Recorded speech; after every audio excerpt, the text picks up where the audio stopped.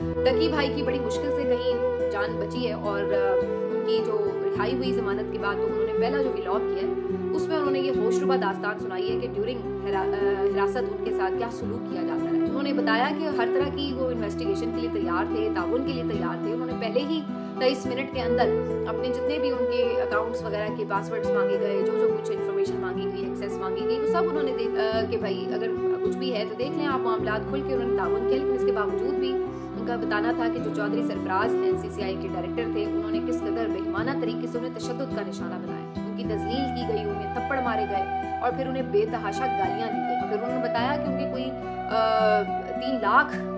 USD यानी American dollar जो पाकिस्तान में तकरीबन 9 करोड़ रुपए बनते हैं